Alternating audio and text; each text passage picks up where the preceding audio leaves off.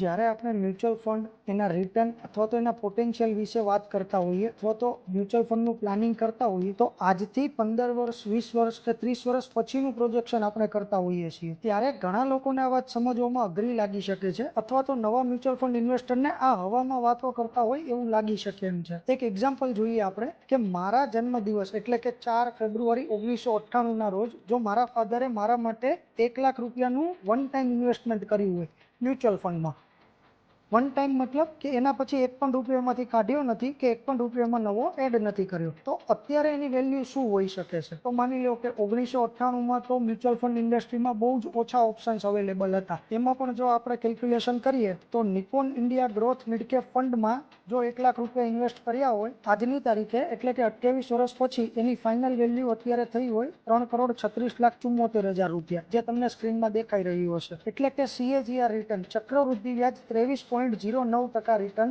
ઉપજ્યું એમાંથી। એવી જ રીતે જો HDFC ફ્લેક્સી કેપ ફંડમાં રોકાણ કર્યું હોય તો 3,21,00,000, HDFC ELSSમાં રોકાણ કર્યું હોય તો 3,04,00,000। એવી જ રીતે બીજા બધા ફંડ પણ તમે સ્ક્રીન ઉપર જોઈ શકો છો। ઓછામાં ઓછું રિટર્ન જનરેટ કર્યું હોય તો HDFC લાર્જ કેપ ફંડ જેની અત્યારે ફાઇનલ વેલ્યુ હોય 1,05,04,295 રૂપિયા, એટલે કે CAGRમાં જો વાત કરીએ તો 18.07% ચક્રવૃદ્ધિ વ્યાજ। આ છે છેલ્લા 28 વર્ષનું મ્યુચ્યુઅલ ફંડનું રિઝલ્ટ। આ પાવર છે કમ્પાઉન્ડિંગને અને આ મ્યુચ્યુઅલ ફંડમાં ઇઝીલી અવેલેબલ છે। હવે આ વાત કરવાનો તાત્પર્ય એ છે કે જે તે સમયે યોગ્ય માર્ગદર્શન અથવા તો અનુભવના અભાવથી અથવા તો આ બધી વસ્તુઓથી અજાણ હોવાથી આપણે આ કરી શક્યા નથી।